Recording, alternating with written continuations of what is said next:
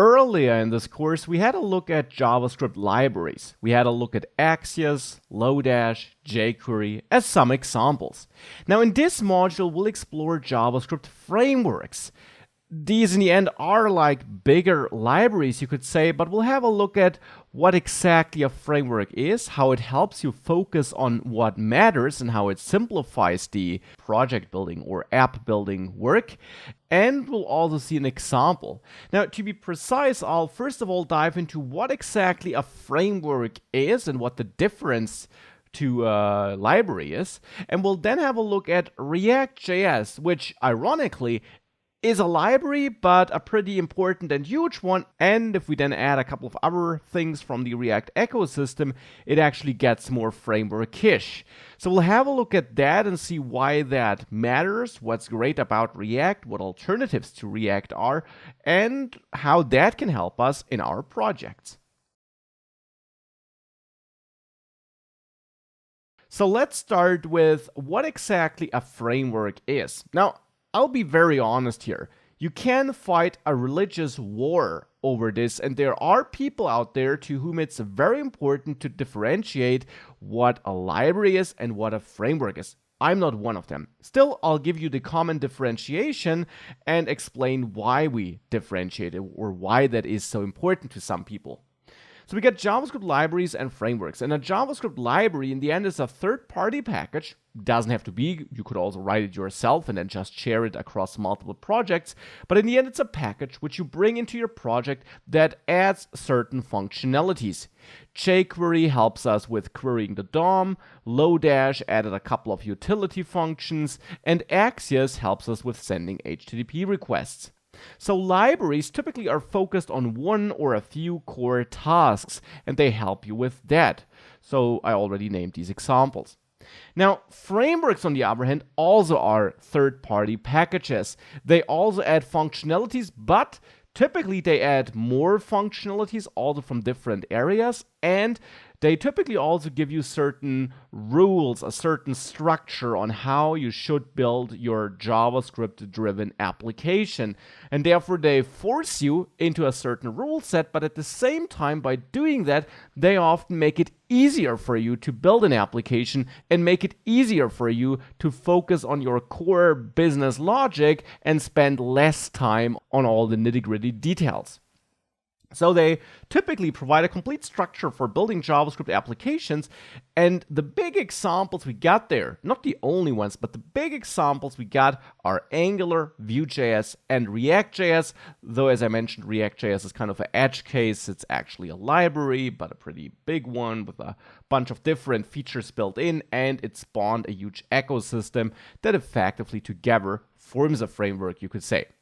So let's have a look at these three here. We got Angular, we got React, and we got Vue.js. All these libraries here, or all these things here, are JavaScript libraries or frameworks. React is called a library, and Vue.js and Angular would be called frameworks. And as I mentioned, to some people that's really important, that help us with building JavaScript projects. Now, it's important to realize that you will still be working with JavaScript, and you can do the things with JavaScript that you learned about in this course. But these frameworks and libraries will help you do that, will allow you to focus on your business logic and spend less time on the details. For example, when you typically need to select a button and add an event listener and so on, these frameworks take such work away from you by giving you a totally different way of thinking about your project. Now, these are not the only JavaScript frameworks we have. They are particularly useful for building powerful user interfaces, but we also got other frameworks that would help us with building online shops and so on. And we also got not just frameworks for the front end, so for the code that runs in the browser, we also got frameworks that run on the server side if we use JavaScript there. For example, for Node.js, which we'll have a look at later in a separate module, there would be a framework called Express.js. But we'll focus on that later when we talk about Node.js.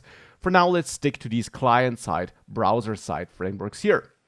Now, if we quickly have a look at them, then Angular, for example, introduces a new language or uses a new language, TypeScript, which actually builds up on JavaScript and which, as part of your development build process, is compiled to JavaScript. It's a bit like using next generation JavaScript with Babel, just with even more features which don't even exist in the next JavaScript generation. Now, TypeScript is a standalone project detached from Angular, but Angular heavily uses it. If you want to learn more about Angular and TypeScript, I got dedicated courses on that. Angular is extremely popular and it's a huge framework. It contains lots of features. It contains features for rendering beautiful user interfaces, for animating stuff, for validating user input. It contains everything built into the framework for sending HTTP requests so that you don't need access, and much, much more. Now, React is also a framework or a pretty rich library, if you want to call it like this, and it uses enhanced JavaScript syntax, as I'd like to call it here. It uses a feature which is called JSX, and this allows you to add a certain syntax to your JavaScript files, which is not supported in vanilla JavaScript, which wouldn't run like this in the browser, but which, just like TypeScript, is compiled to regular JavaScript instructions as part of your development process. And you'll see that JSX thing in action later in the React example.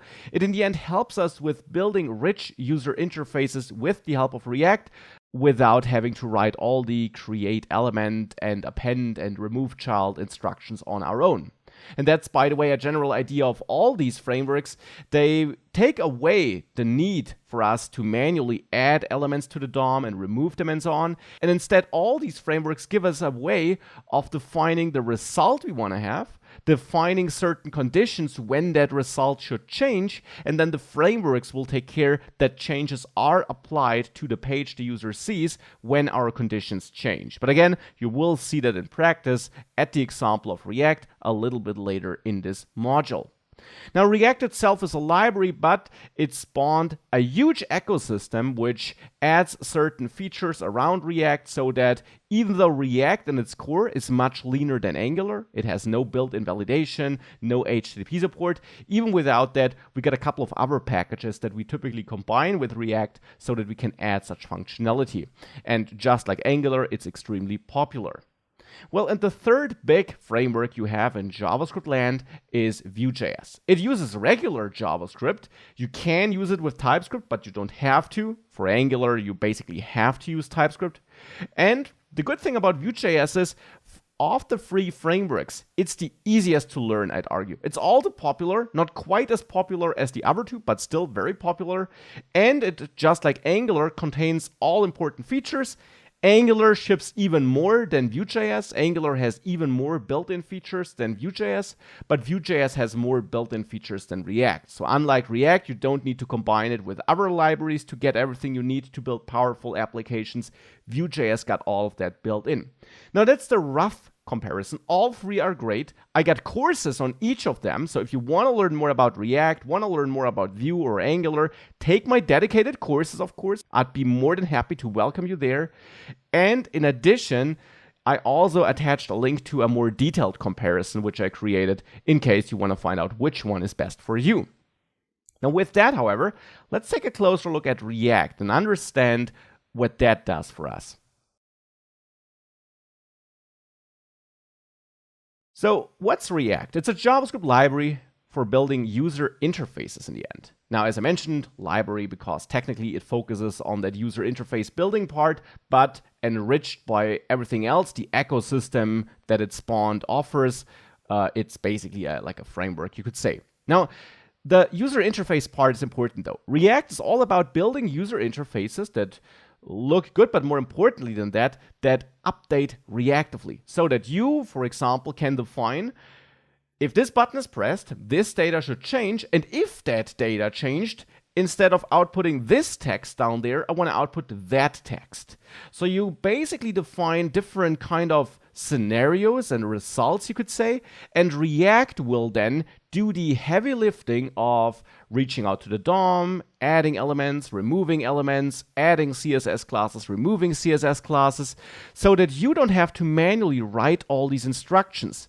Instead, you just manage the state, as it's called, of your application, and React will then update the UI based on what changed. This is called a declarative approach, because you declare the goal, you declare what you want to see on the screen in different scenarios, and React will then handle the way of getting there.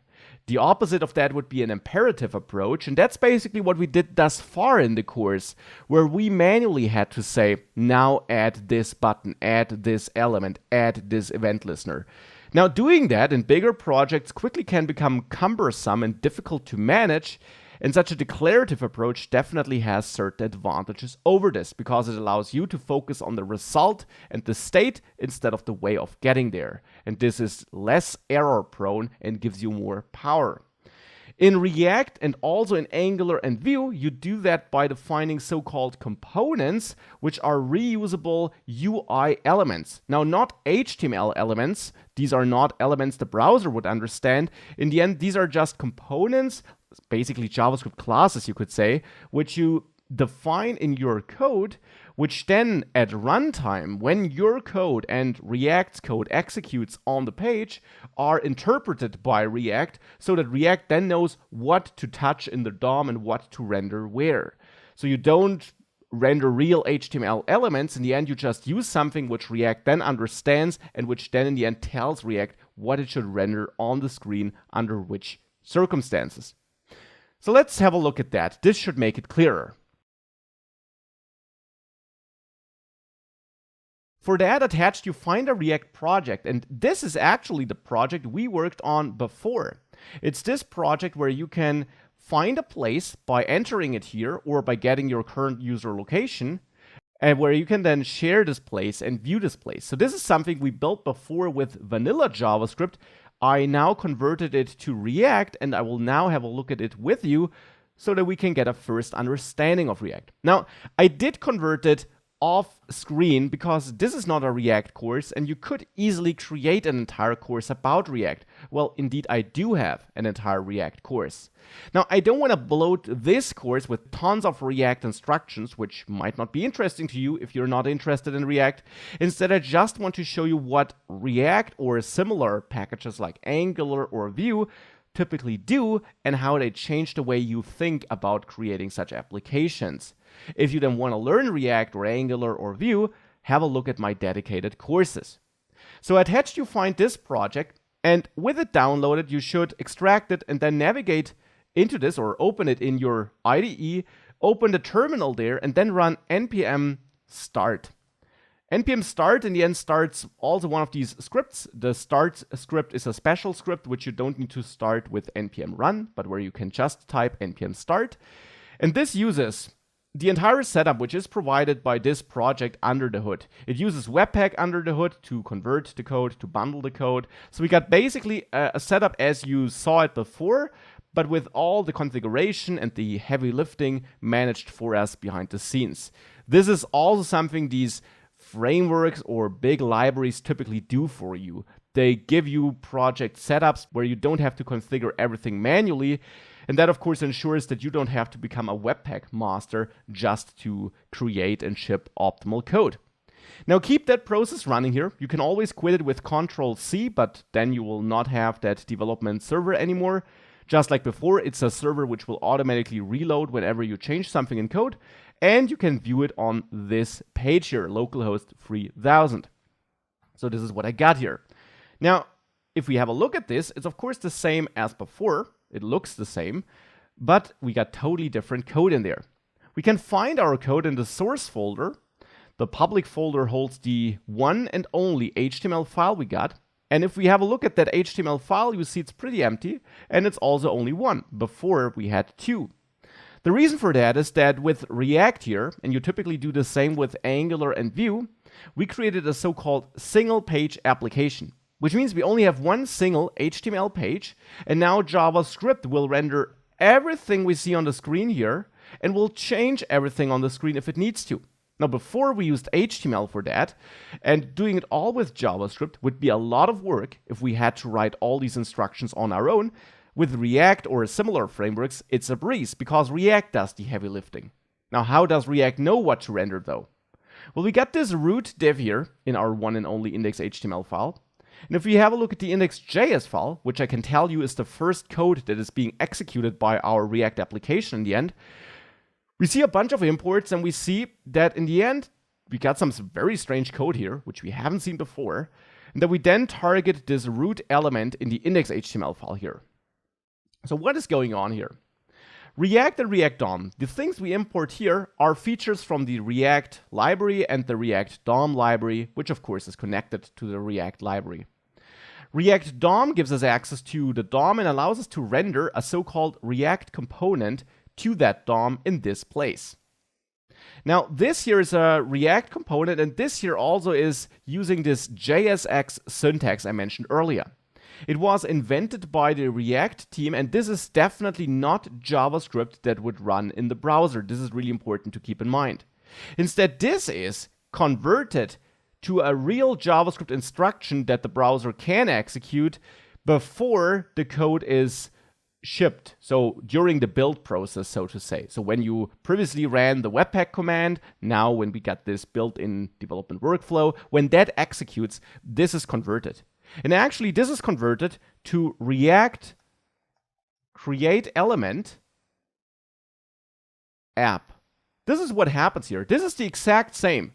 In the end, this JSX code is converted to a React create element instruction to which we pass a React component, which in this case here is a component coming from the app.js file. And we'll have a look into this file in a second. Now, because that's a lot to write, especially if we have more and more such components we compose together, we got this special JSX syntax, which does this conversion to this other code behind the scenes. This is also the reason why we're importing React here, even though I'm currently not using React itself anywhere in this file. Well, it implicitly gets used because this here gets converted to React create element, and then React is getting used. So this is this JSX code, and again, I do of course explain all of that in more detail in my React course. For now, we can just take for granted that with this instruction, we're rendering something in this place here, and that something is this app component, as I called it. Now let's have a look into this app file to understand what such a component is. If we have a look into the app.js file, we see, okay, here I got a function which is exported with a default export. I'm importing more things from other files. I'm importing React again because we see this JSX code again. And I'm importing something from the React router DOM package. Another package not directly managed by the React team, but part of the React ecosystem, which in the end allows us to render different content for different URLs we're visiting. So that if I go to /myplace, the content of this page is swapped entirely and something totally different is rendered. With this here, we in the end tell React which component to render for which path in our URL. And this is then all happening in the browser, and it's using JavaScript there to then fill the page with content. So to tweak the DOM on the fly when we enter a different URL, for example. This is what React does, and the React router helps us with rendering different content for different paths in the URL. So let's have a look at share place then, maybe. That's rendered for /nothing, so that's rendered when we just visit localhost 3000 /nothing. So if we go to pages, share place.js, we see a long file. Now, let's have a look at it. In the end, what we got in there is an arrow function stored in a constant. So we got a function in the end. And that function in the end down there at the very bottom is exported. So I'm exporting a function in that file. And that's important. In React, you can write special functions, which in the end are normal JavaScript functions, but which behave in a certain way. For example, they always return JSX code. That's a must-have. Which are then treated by React as so-called React components, which is really just an internal term. It's nothing JavaScript specific. It's just a description. Now, such a function is a normal JavaScript function, but we're not calling it. I'm in the end just passing this in create element here to React, as you saw before. And React then executes these functions for us to pass in data this function needs and to use this returned JSX code, which in the end is just a bunch of nested React create element calls, as you saw, to then, in turn, use all these instructions to render something onto the screen. And if you inspect this, you see we got a populated DOM here. So the DOM really was touched and content was added to the DOM. But all that was done by JavaScript. Of course, not JavaScript we wrote on our own. We're not having a single create element or append element line anywhere in this file or anywhere in this project. Instead, React does this based on our instructions here. That's why we have this JSX code, which the React team invented. It's simply more readable. It looks like HTML, even though it technically isn't HTML. So in the share place.js file, we got such a function which we export. We're importing some stuff from React and we're importing some things from other files. We're also importing a CSS file here, which is super weird. This is not React specific though. This is something Webpack can do if you add the right loader. In the end, that will just tell Webpack to also take a look at that CSS file and bundle it up and load it as part of your project into your HTML file as well, so to say. So this is something Webpack does here. Now let's have a look into our component function here though. It's a function which in this case gets no arguments. React would actually pass in some arguments here if we were interested, but here I'm not. I'll come back to which arguments we could get later. And then here I get a bunch of strange instructions using a useState function and a useRef function. These are functions provided by React, and this is the most modern React syntax we can use at this time to inform React about certain dependencies we have in this share place component, if you want to call it like that. React actually also has another syntax for creating components where you use the class keyword to create a normal JavaScript class, and that is also totally fine to use. You'll see that in many projects too, and in my course I teach both syntaxes. Here I focus on this function-driven syntax though, which is perfectly fine to use and which is also the more modern of the two syntaxes. So here in this function we then have a couple of function calls to useState and useRef, which are functions that are coming from the React library. In the end, these set up certain things for React to watch. For example, useState sets up certain state data pieces, you could say, which, when they change, trigger this component to be re-rendered on the screen. So whenever some data here changes, React goes ahead and updates the UI. And this reactivity is built into React. useRef gives us access to DOM elements so that we can read a value from an input, for example. Now, and without going into too many details, in the end, the way we build a UI with React is such that we have these states or these state data pieces.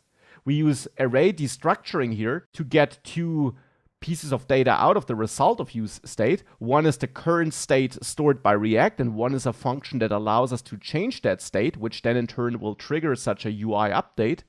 And React will then have a look at our JSX code down there, and wherever we use some state that changed now, it will go ahead, reach out to the real DOM, and update that part of the DOM to match this updated state.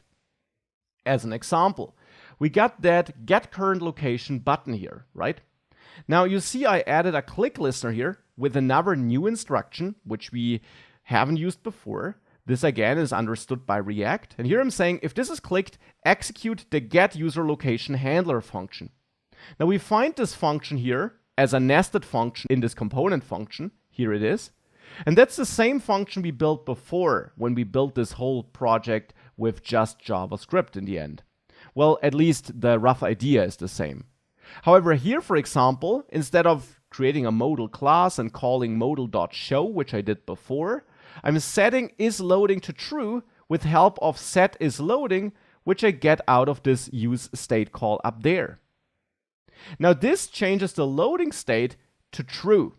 Initially it's undefined because I didn't pass a value to useState here, which would be used to initialize this state. So initially it's undefined. Here I'm then setting it to true. Now then we get the user location, and once I got the location, I set isLoading to false, and the coordinates and the address I got is also stored in state. And by calling all these set functions, the state is changed in React, and I tell React, hey, your state changes, you want to check your UI, your JSX code, if I'm using that state anywhere down there, and if I am, and if that now leads to a different output than before, please go ahead and update it in the DOM. That's what I'm telling React here. So when I get the user location, I save the coordinates, I save the address, I change the loading state. So what do all these changes do? Let's have a look at our JSX code. For example, I'm using the isLoading state here. These curly braces, that's some special React syntax, which mixed with the JSX code just tells React, hey, this is not JSX here, at least not entirely. Instead, this is all the regular JavaScript code mixed with some JSX maybe. So here, I'm basically having isLoading, and then I'm using this shortcut you learned about earlier in the course, where I say, if isLoading is true, then this should be rendered. So this is now my way of expressing that I want to render the modal if we're loading. And if isLoading switches back to false, then this will overall yield false, and this will no longer be rendered or returned as a result of this expression. And therefore, React will then go ahead and update the DOM and remove the modal content, which in the end is rendered. Because you see here, we also got some normal HTML elements in there, which in the end are output on the screen by React. So this is what I meant. You don't have these manual calls to create an element, to append it, to remove it. Instead, you define the result you want to have, possibly under a certain condition, and React will just make sure that this ends up on the page correctly, and that if I click get current location, we get this modal. This is something React will take care about. And it's the same not just for isLoading, but also for the coordinates which I got. When I got chosen coords, I in the end passed them here to my selected place component. This is also one of my React components, and unlike the other components we saw thus far, this component takes two inputs. You can think of these almost like function parameters which are passed in, and you will see how these are received and handled in just a second. Same here for the shareable link. I bind the value property in the end of the input to shareable link, and I can change the shareable link, and I do change it with set shareable link in this page here or in this component. And when this changes and gets a new value, React will go to the places where I use shareable link, so for example here, and will update the value there on the screen as well. This is how React thinks, and that's of course just a quick summary.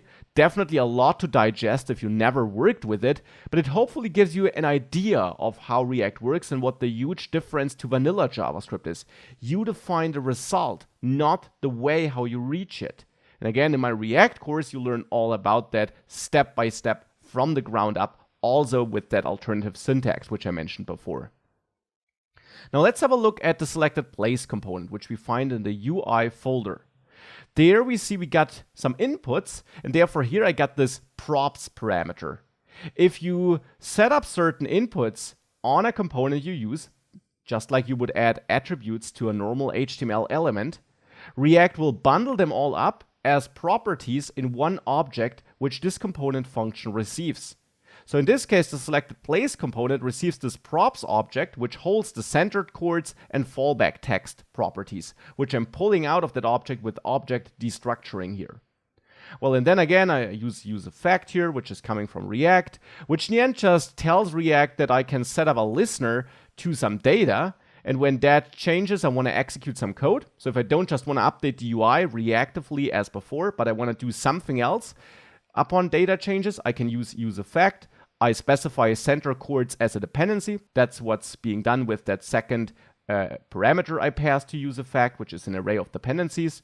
And then inside of that function, which I pass as a first parameter to use effect, I can execute some code when that data changes. And here I'm then using the good old Google Maps package to render a map on the screen. That's what's happening in this component as an example. Down there, I also have a condition that if I don't have any chords yet, I show my fallback text. And that's it for React for now. I could dive in way deeper, but as I said, this is no React course, and it shouldn't become one. You can definitely learn React in way greater detail with my course, with my standalone React course. And if that way of building applications is interesting to you, you definitely should. The huge advantage is that you can focus on the what and on your business logic and not on the how. You don't need to do that detailed access to change something in the DOM. You don't need to manually take care that you got all the code set up correctly for interacting with the DOM.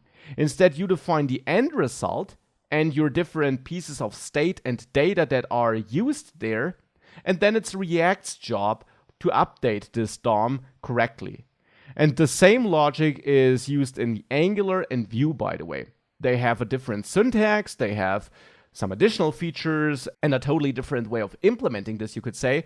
But the general idea of having this declarative approach where you define the result you want to have and not the way to get there is the same. So definitely check out these frameworks for bigger JavaScript projects where a large chunk of your UI, or maybe all of it, should be managed with JavaScript. Such frameworks really take a lot of work off you and give you way more time and power to focus on what matters to your users instead of focusing on these nitty-gritty details.